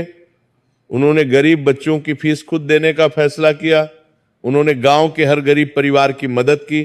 किसी की बेटी की शादी में 10,000 रुपये का दान दिया तो किसी के बेटे की पढ़ाई का पूरा खर्च उठाया। जब भी कोई गरीब आदमी परेशानी में होता, गोविंद और तिलक चुपचाप मदद कर देते। उनकी सादगी बरकरार थी। इतने अमीर बनने के बाद भी गोविंद और तिलक में जरा भी घमंड नहीं आया था। वे आज भी गांव वालों से उसी विनम्रता से मिलते थे। वे आज भी अपने कारीगरों के साथ बैठकर खाना खाते थे। उनमें कोई अमीरी का घमंड नहीं था। गांव में अब एक नया रिवाज शुरू हो गया था। जब कोई बड़ा फैसला लेना होता या किसी को सलाह चाहिए होती तो लोग गोविंद, तिलक और सबसे ज्यादा मां कांता के पास आते थे। मां कांता को गांव में अब देवी का दर्जा प्राप्त था। उनकी भक्ति और त्याग की कहानी गांव-गांव में सुनाई जाती थी। जब भी कोई उनकी इज्जत करता या उनसे आशीर्वाद लेता तो मां कांता हमेशा कहती थी, बेटा ये मेरा सम्मान नहीं है, ये भोलेनाथ के नाम और सच्चे कर्म का सम्मान है। तुम भी ईमानदारी से काम करो, भगवान तुम्हारा भला करेंगे। एक शाम जब सूरज ढल रहा था और आकाश नारंगी रंग का हो गया था, मां कांता अपने घर के सुंदर शिव मंदिर में बैठी थी। दीपक की रोशनी में उनका चेहरा दिव्य लग रहा था। गोविंद और तिलक काम से लौटकर उनके पास आए। अब वे दोनों अच्छे कपड़े पहनते थे। उनके चेहरे पर संतोष और सफलता की चमक थी। गोविंद ने आदर से कहा, मां हम सब कुछ हासिल कर चुके हैं। आपकी प्रार्थनाएं, हमारा परिश्रम, भोलेनाथ की कृपा सब सफल रहा। अब हमारे पास अच्छी कंपनी है, पैसा है, इज्जत है। अब आपकी क्या इच्छा है? आप जो कहेंगे हम तुरंत पूरा करेंगे। मां कांता की आंखों में प्यार भरा संतोष था। उन्होंने अपने दोनों बेटों के हाथ अपने हाथों में लिए, उन्हें सहलाया और भावुक होकर कहा, मेरे बेटे तुमने मुझे वो सब दिया जिसका मैंने कभी सपना भी नहीं देखा था। मैंने तुम्हें बस ईमानदारी से जीना सिखाया। तुमने ईमानदारी से काम करना सीखा और आज यहां पहुंचे। लेकिन अब मेरे मन में एक ही बड़ी इच्छा बची है। तिलक ने उत्सुकता से पूछा, क्या मां? आप बताइए, हम उसे तुरंत पूरा करेंगे, चाहे कितना भी बड़ा काम हो। मां कांता ने गहरी सांस ली। उनकी आंखों में एक मधुर चमक आई। वे मुस्कुराते हुए बोली, मैं चाहती हूं कि मेरे दोनों बेटों का घर बसे। मैं उनकी शादी देखना चाहती हूं। मैं अपनी मितनाली काम के लिए, मेरे काम के लिए बहुओं को देखना चाहती हूं जो इस घर में खुशियां लेकर आए। ये सुनकर दोनों भाई शर्मा गए। उनके गालों पर हल्की लाली आ गई। वे एक दूसरे को देखने लगे। मां ने आगे कहा, पर सुनो बेटे, मैं तुम्हारी शादी किसी अमीर घर की लड़की से नहीं करूंगी। मुझे पता है कि तुम अब बहुत अमीर हो और तुम्हें कई बड़े बड़े घरों से प्रस्ताव आएंगे। शहर के बड़े व्यापारी अपनी बेटियां देना चाहेंगे, पर मैं वो सब नहीं चाहती। मैं चाहती हूं कि तुम्हारी जीवन संगिनी ऐसी हो जो सादगी को समझे, जिसने संघर्ष देखा हो और जिसके मन में ईश्वर के लिए सच्चा प्रेम हो, जिसने तुम्हारी तरह ही कठिनाई देखी हो, ताकि वह धन का असली मूल्य समझ सके, जो घमंड नहीं करे बल्कि विनम्र हो। गोविंद और तिलक ने बिना एक पल सोचे तुरंत हां कर दी। उन्हें अपनी मां पर पूरा विश्वास था। गोविंद ने कहा, मां आपकी इच्छा ही हमारा आदेश है। आप जिस लड़की को चुनेंगी हम उसी से विवाह करेंगे। हमें किसी अमीर घर की लड़की नहीं चाहिए, हमें वही चाहिए जो आपको पसंद हो। तिलक ने भी जोड़ा, हाँ मां, आप जिसे चुनेंगी वो हमारे लिए सबसे अच्छी होगी। आपने कभी गलत नहीं किया। मां कांता बहुत खुश हुई। उन्होंने अपने बेटों को गले लगाया। फिर उन्होंने शिव जी के सामने माथा टेका और अपनी इच्छा की पूर्ति के लिए प्रार्थना की, हे भोलेनाथ, मेरे बेटों के लिए ऐसी बहुएं भेजना जो संस्कारी हों, सेवाभावी हों और आपकी भक्त हों। अगले ही दिन से मां कांता ने गांव और आसपास के इलाकों में लड़कियां ढूंढनी शुरू कर दी। उन्होंने कई घरों में जाकर लड़कियों को देखा। कई अमीर घरों से प्रस्ताव आए, पर मां ने सबको मना कर दिया। वे कहती, बेटी अच्छी है पर बहुत लाड़ प्यार में पली है, हमारे घर की सादगी नहीं समझ पाएगी। आखिरकार मां कांता ने गांव की ही 2 बहुत गरीब लेकिन बेहद संस्कारी लड़कियों को ढूंढ लिया। एक लड़की का नाम था पल्लवी। वह एक बहुत गरीब किसान की बेटी थी। उसके पिता की एक पल्लवी के बू परार में पूरी लड़की पली दरकी थी, बत्ती जल की दरकी थी। उनकी पल्लवी के बरती की पल्लवी थी, उनकी मृत्यु हो चुकी थी और वो अपनी माँ के साथ रहती थी। पल्लवी बहुत सरल, मेहनती और शर्मीली थी। वह रोज सुबह मंदिर जाती थी। दूसरी लड़की का नाम था रचना। वह भी एक गरीब परिवार से थी। उसके पिता एक छोटे कारीगर थे। रचना बहुत सेवाभावी थी। वह गांव की बुजुर्ग महिलाओं की मदद करती रहती थी। दोनों ही लड़कियां पढ़ी लिखी नहीं थीं, पर संस्कारी और ईश्वर पर अटूट विश्वास रखती थी। जब गांव वालों को पता चला कि जिले के सबसे बड़े उद्योगपति गोविंद और तिलक, जो करोड़ों की कंपनी के मालिक हैं, गांव की दो गरीब और साधारण लड़कियों से विवाह करने जा रहे हैं, तो सब आश्चर्यचकित रह गए। कुछ अमीर और घमंडी लोग, जिन्होंने अपनी बेटियों के लिए प्रस्ताव भेजे थे, इस फैसले पर हंसे और कहा, ये पागल हो गए हैं, इतना पैसा है और गांव की गरीब लड़कियों से शादी कर रहे हैं। अगर हमारी बेटियों से शादी करते तो और ज्यादा अमीर बन जाते। पर साधारण जनता, गरीब लोग और समझदार लोगों ने कांता माँ की सादगी और गोविंद तिलक की विनम्रता को खूब सराहा। एक बुजुर्ग ने कहा, यही तो असली संस्कार है। पैसा आने पर लोग अमीरों से रिश्ता करना चाहते हैं, पर ये लोग अपनी जड़ों को नहीं भूले। धन्य है ये लोग।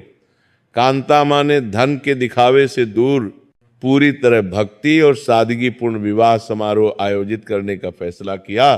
उन्होंने कहा, यह विवाह शिव की कृपा से हो रहा है, इसलिए इसमें सांसारिक आडंबर की कोई जगह नहीं होगी। हम साधारण तरीके से लेकिन पूरे संस्कारों के साथ विवाह करेंगे। गोविंद और तिलक ने कहा, जैसी आपकी इच्छा मां।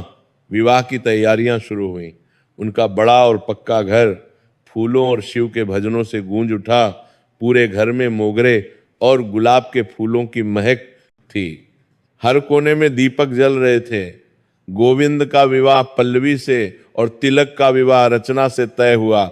दोनों लड़कियों के परिवार वाले बहुत खुश थे, लेकिन साथ ही डर भी रहे थे कि क्या उनकी बेटियां इतने बड़े घर में सही से रह पाएंगी। सबसे पहले कांता माँ ने दोनों बेटों और उनकी होने वाली बहुओं को शिव मंदिर में बुलाया। वहां मंदिर में शिवलिंग के सामने दीपक जल रहा था। धूप की सुगंध फैल रही थी। माँ ने गंभीरता से कहा, देखो बच्चों, तुम धनवान बन गए हो, ये बहुत बड़ी बात है, पर इस धन का असली मूल्य तभी है जब तुम इसे भगवान के चरणों में समर्पित मानो। धन अहंकार नहीं लाना चाहिए। तुम सब मुझसे वादा करो कि चाहे कितनी भी संपत्ति आ जाए, तुम कभी सादगी और सेवा भाव को नहीं छोड़ोगे। वादा करो कि तुम हमेशा गरीबों की मदद करोगे, ईमानदारी से काम करोगे और भगवान का नाम लेते रहोगे। चारों ने, गोविंद, तिलक, पल्लवी और रचना ने एक साथ शिवलिंग को छूकर यह अटूट वादा किया। पल्लवी और रचना की आंखों में आंसू थे। वे सोच रही थीं कि उन्हें कितनी अच्छी सास मिली है। विवाह का दिन आया। गांव के छोटे बड़े, अमीर गरीब सभी लोग इस अनोखे विवाह में शामिल हुए। करीब 500 लोग आए थे। गोविंद और तिलक, जो अब महंगे सूट और शानदार कपड़े पहन सकते थे, उन्होंने साधारण पर सुंदर पारंपरिक पोशाक पहनी। सफेद कुर्ता पायजामा और केसरिया पगड़ी। दुल्हने पल्लवी और रचना भी भारी गहनों और महंगी साड़ियों के बजाय साधारण लेकिन सुंदर लाल रंग की साड़ी में दैवीय लग रही थीं। उनके माथे पर सिंदूर की बिंदी और गले में एक साधारण मंगलसूत्र, बस इतना ही, कोई हीरे जवाहरात नहीं।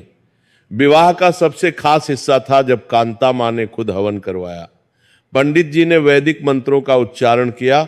हवन की पवित्र अग्नि जल रही थी। माँ ने शिव पार्वती की स्तुति की। उन्होंने प्रार्थना की, हे महादेव, हे पार्वती माता, इन चारों को सुखी रखना। इनके घर में हमेशा प्रेम, शांति और समृद्धि बनी रहे। विवाह की हर रस्म भक्ति और प्रेम से भरी हुई थी। जब फेरे लिए गए तो माँ कांता ने खुद उन्हें आशीर्वाद दिया। विवाह के बाद माँ ने दोनों बहुओं को दहेज के रूप में कुछ अलग ही दिया।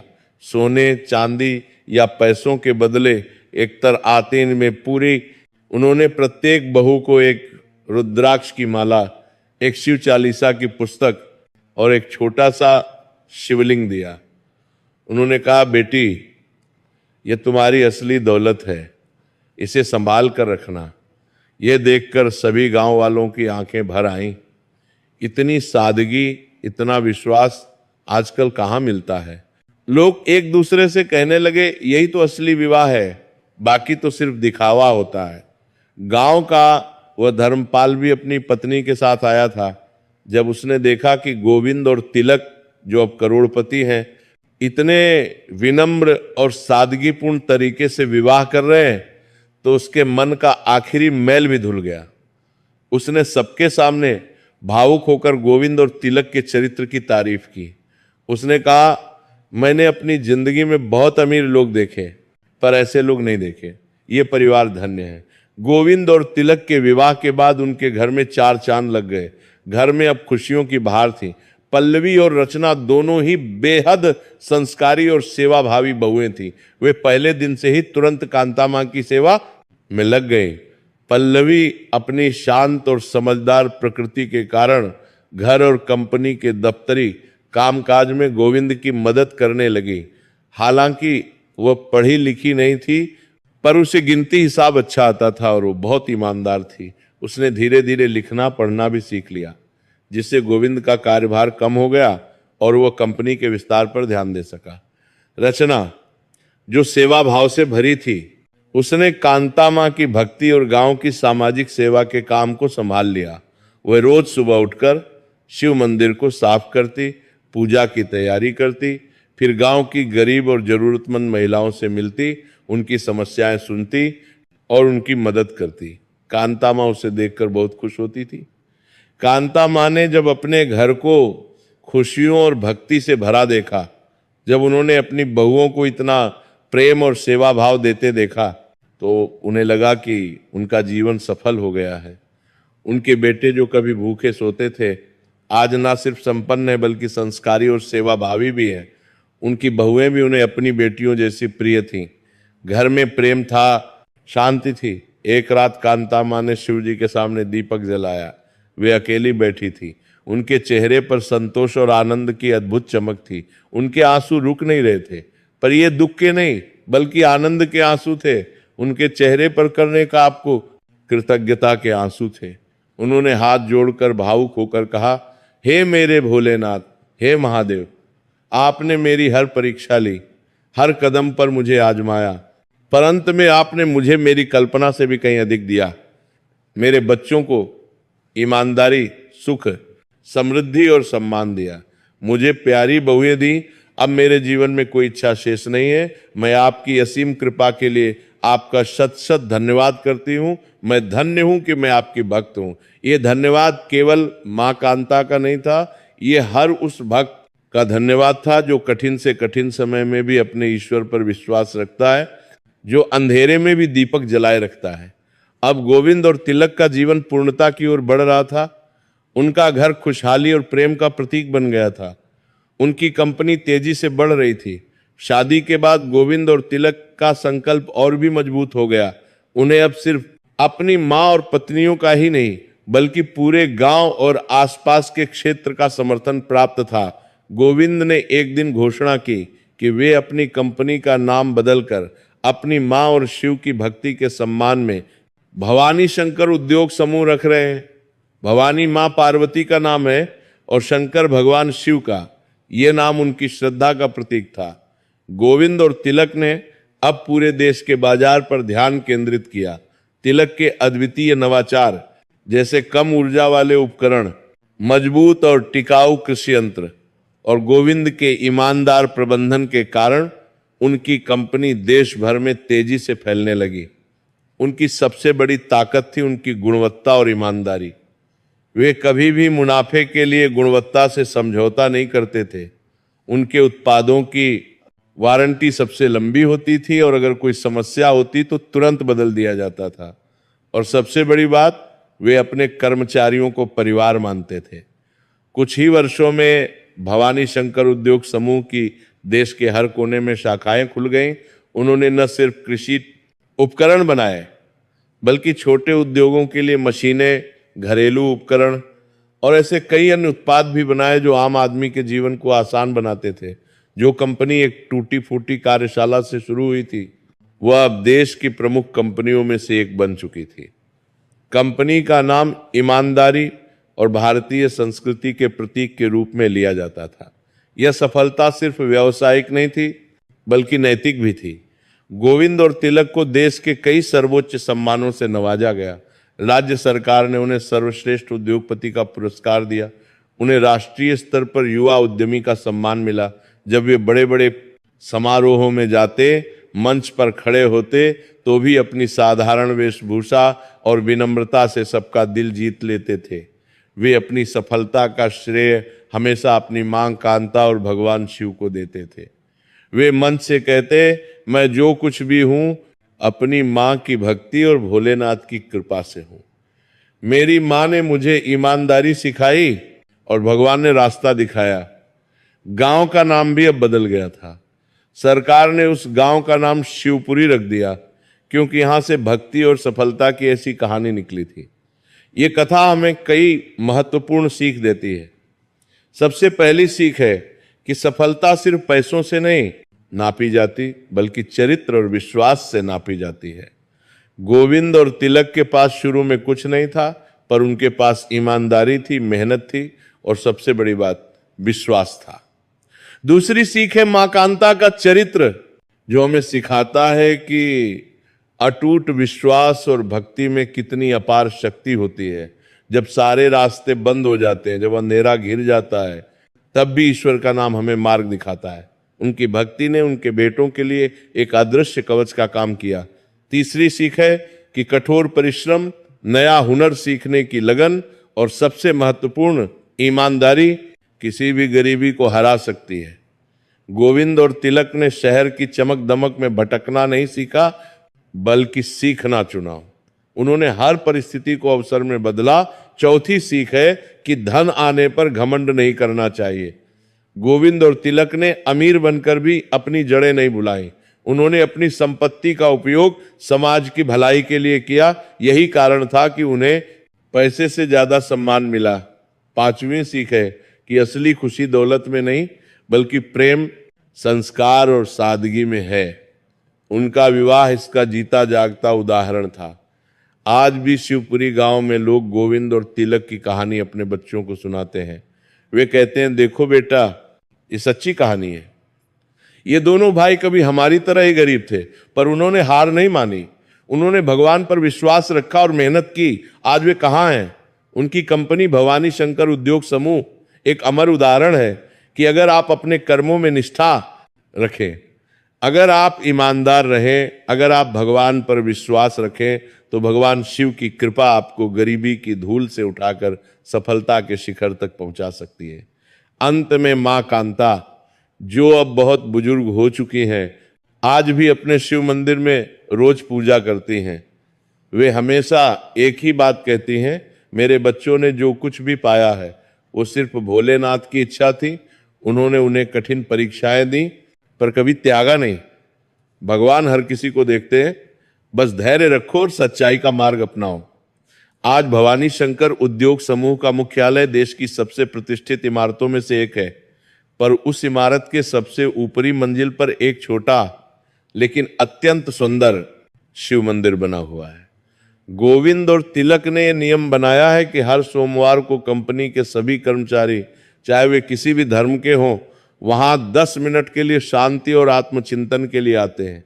वहां एक पट्टिका लगी है जिस पर लिखा है, यह कंपनी एक गरीब विधवा मां की भक्ति, 2 भाइयों की मेहनत और भगवान शिव की कृपा से बनी है।